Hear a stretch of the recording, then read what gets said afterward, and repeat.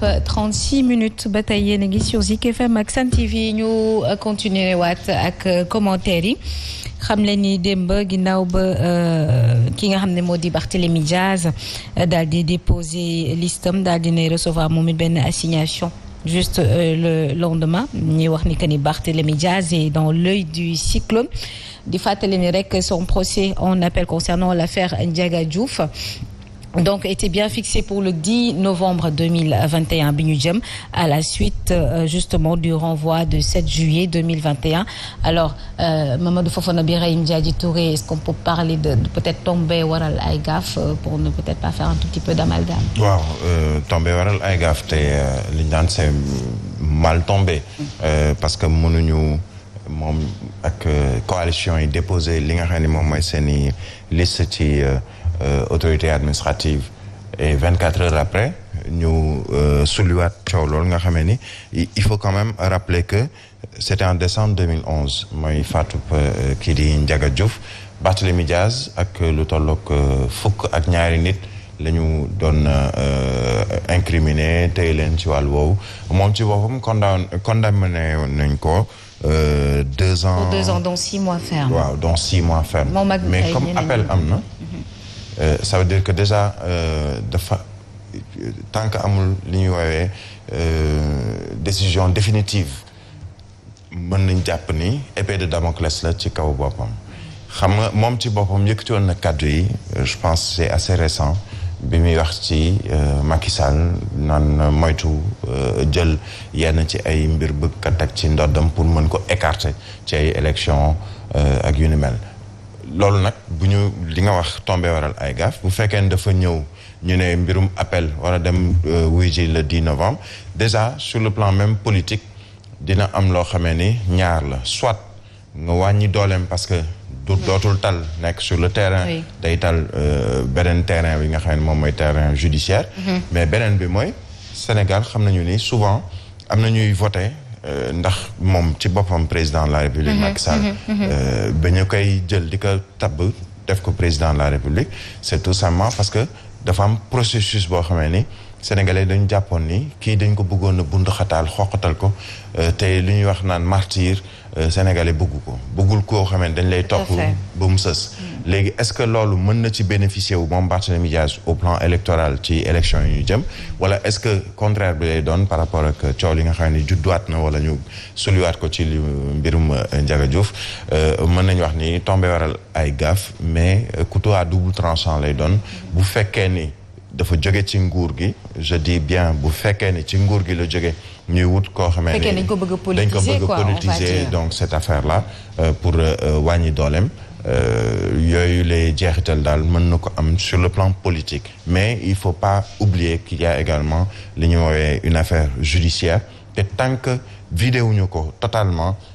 day mës a nekk une épée de Damoclès sur sa tête c'est valable pour Ousmane Sonko ci coow yi nga xamee ne am na ko moom ci boppam on a vu hier ou avant-hier ay avocat am sàkku pour ñu delloo ko passeport am ba pare dindi li nga xam ne moom mooy tënk biñ ko tënk nga xamee ni chaque semaine mu war a dem wuy ji tribunal pour wane ni mu ngi ci biir réewum Sénégal loolu tamit sur le plan politique ñenn ñi dañoo jàpp ni acharnement la boo xamee ni rawatina parquet te bu ñu waxee parquet procureur ministère de la justice moom mooy chef am dañoo jàpp ni loolu am na mais je pense qu'il faut nécessairement faire la part des choses ba nga xamee ni du ñu mêler politique ak judiciaire li ñu naan le temps de la justice n'est pas celui des autres yu ci mel ni presse wala yeneen yi. alors Mamadou Fofana épée Damoclès sànq yaa ngi koy wax ci ki nga xam ni moo di Barthélémy Diaz donc un tout petit peu si on se réfère ci code électoral bi est-ce qu'on ne veut pas le rendre inéligible peut-être c'est juste une question. oui parce que am na lu ñu tuddee jurisprudence Khalifa Sall gis nañ ni ay yëfam mujjee par rapport ak ville de Dakar buñ ko jugé condamné ko donc parce que tey jii nii Khalifa Sall ba léegi inéligible loolu moom lu leer la Barthélémy Diaz aussi bu fekkee ne defar nañ procès en appel ba tëj ko ci li nga xam ne yoon loolu la wax ci article 29 ak article 31 bu code électoral le jubluwaay bi mooy rendre ko inéligible et malheureusement c'est ça parce que ça on avait vu venir ñun man en tout cas ça ne me surprend pas que Barthélémy nekk candidat automatiquement ñu yëngal dossier li nga xam ne moom mooy kii di Ndiaga Diouf parce que c'était sûr que xam nañ ne Barthélémy Diaz ak c'est vrai que communication politique bu muy mënee courage bu mu am vécu politique bu mu am et tout c'est un prétendant sérieux pour la ville de Dakar donc tous les moyens sont bons te régime bi surtout loolu mooy seen fort pour éliminer un candidat boo xam ne mën na def obstruction par rapport ci renvoi d'appel bi nga xamante ni mois de juillet passé la woon est-ce que tey jii nii mënuñu jàpp ni peut-être c'est juste encore une question waaye Yewwi Askan Wi est-ce que manqué wuñu de vigilance par rapport à cela oui man loolu beneen aspect la peut-être ñoom bañ koy doon élire def ko tête de liste xamoon nañ ne Barth a un dossier pendant devant la justice maintenant bu fekkee loolu dafa am te mu xam ne kat régime bii ñu nekkal kat ci loolu moom dañ ci ay surtout ki nga xam ne moom mooy njiit réew mi boo amee dossier de justice moom bu ñu jubee élection wala lépp lu mu mën a def mën na ko def pour galgal la ba tax doo jàkkaarloo moom pour wàññi ko par rapport ak ci joute électorale yi mu jëm mais da koy def donc peut-être ñoom jàpp nañ ne xaj na ne kat ak Barth li nga xam ne arrivé na ko état bi du ci kii mais il fallait pas compter surtout sur ça pour ne wéy état bi du def loolu parce que gis nañ dossier Khalifa Sall gis nañ dossier Karim Wade qui sont plus balèzes que ki nga xam te ne nii moom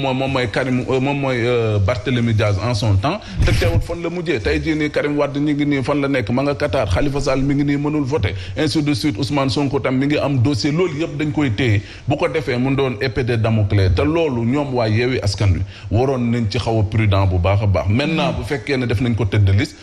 ñu jugé waat ko en appel certainement le 10 on aura le verdict mais suñ ko condamné encore moom mu passé li nga xam ne mu tënku ci article 29 ak article 31 muy li dal Khalifa Sall ma foi boobu mooy tulli su boobu day foreclose xam nga comme li Seydi Gassama wax